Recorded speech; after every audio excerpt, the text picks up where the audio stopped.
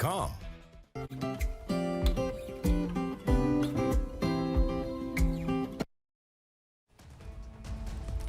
Although many people around the region have received some type of aid after July's flood, one group struggling to get help are landlords. And Hurricane Ian is expected to make landfall sometime tomorrow along the west coast of Florida. We talked to one Eastern Kentucky native who is chasing the storm. Plus, weather's been quiet around the mountains, but that is not the case in the Gulf. The latest on Ian on the way as Mountain News at 6 starts now. Dedicated to Eastern and Southern Kentucky, this is WIAMT Mountain News at 6. During the last 2 months, we have covered countless stories of survival and loss following the flood. But there is still one group of people who say they have yet to see assistance for their losses. WIMT's Alyssa Williams has that story. For Tracy Watts and her son Bryce, this property they rented out was more than just an extra source of income. It was my trailer because my dad passed away 2 years ago, and he left it to me. After Watts' dad died, her and her son remodeled the trailer and started renting it out to people. But July's flood destroyed it, leaving it beyond repair. We've had a few people look at it. They can't save it, but it is a big hit because it was helping me pay my bills as much as it was her. So it's a big loss. The pair said thankfully the tenant who was living there was able to get reimbursed for some of his belongings, but they have been denied assistance from several disaster relief organizations. Once they found out I wasn't living in it, they said they couldn't help people that don't live in it, that it's a secondary home. And so you're just out of luck. I tried several times. Watts says she is in the process of appealing those denials, and in the meantime, she hopes other property owners continue pushing forward to get the help they need. Well, it's still a great loss, you know, but we need help too.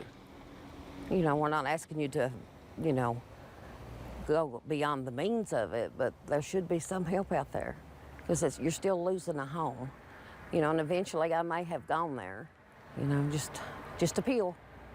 You know, it's all you can do. Bryce Watts says although his grandfather's trailer is gone, he still remains grateful. Their property's been destroyed a lot more than mine. So I'm just glad that the land is mainly okay. And, you know, it's unfortunate about the trailer, but it could always be worse. So I'm thankful for that. In Perry County, Alyssa Williams, WIMT Mountain News.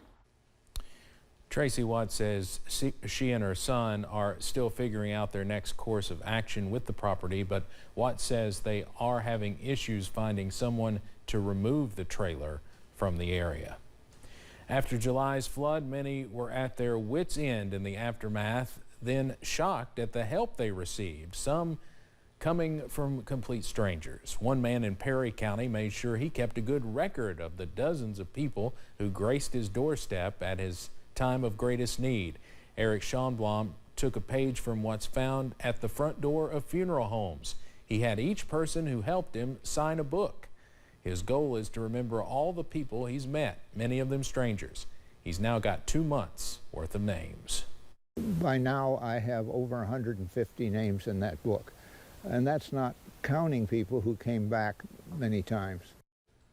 Schonblom said helpers came from Mississippi to New York and places in between. A portion of his home was rebuilt. He said despite 26 inches of water in his house, he and his dogs were able to live inside the home while it was being rebuilt. We have an update on the story we first told you about today at 4. The Laurel County Sheriff's Office has released the name of the suspect arrested in connection with a bank robbery this afternoon in southern Laurel County. The incident happened around 12:50 p.m. at the Community Trust Bank across from the Sanders Cafe in Corbin. Deputies say Sean Fox of Gooden Lane entered the bank with a pistol and demanded money. He left with an unknown amount of cash. Fox was located at a house near Corbin on the edge of Knox County. He's been charged with first-degree robbery. Both the money and pistol have been recovered. Fox was taken to the Laurel County Correctional Facility. The entire hazard water system is under a boil water advisory until further notice. The water system includes most of Perry County. The City of Hazard Utilities posted the advisory to Facebook and social media around 3:45 this afternoon. Officials say the advisory is due to required maintenance.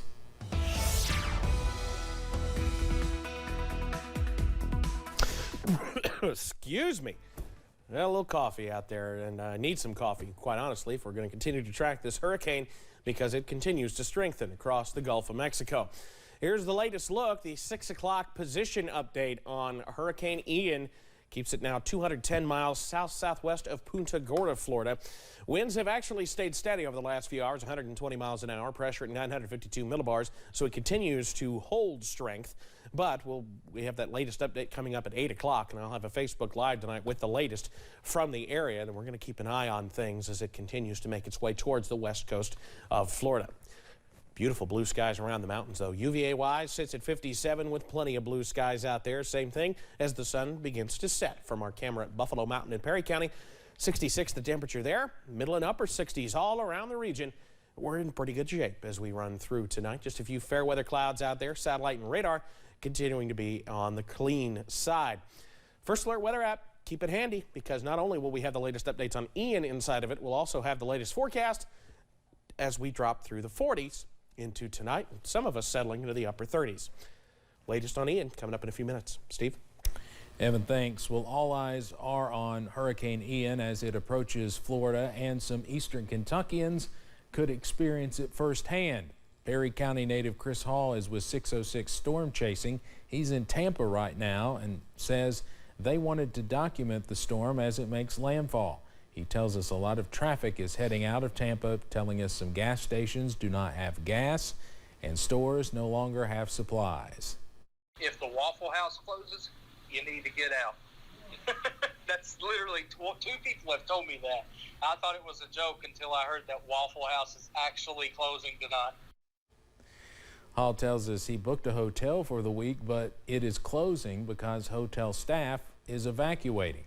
Hurricane Ian is expected to hit the west coast of Florida as a major hurricane, Cat 3 or maybe even Cat 4, sometime tomorrow afternoon.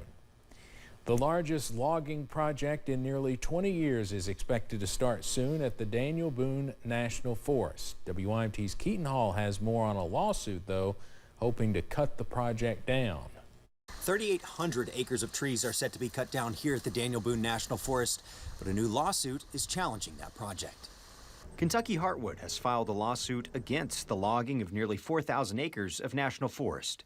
The lawsuit claims the U.S. Forestry Service did not properly take into account the increase in landslides logging has on the area and potential habitat loss for native species. And a lot of the streams in the South Redwood Project area are designated critical habitat under the Endangered Species Act in order to protect the Kentucky arrow darter, which is a imperiled species protected by the Endangered Species Act that's only found in high-quality streams in the upper Kentucky River watershed. Chef hopes the National Forest will reassess already available environmental impact data. In Clay County, Keaton Hall, WYMT Mountain News. The logging is part of the South Redbird Wildlife Habitat Enhancement Project, which the U.S. Forest Service claims will actually benefit the habitat of the area over time. Well, coming up, we're staying quiet for now this week, but some changes on the way later this week, and it's related to Hurricane Ian. The breakdown ahead.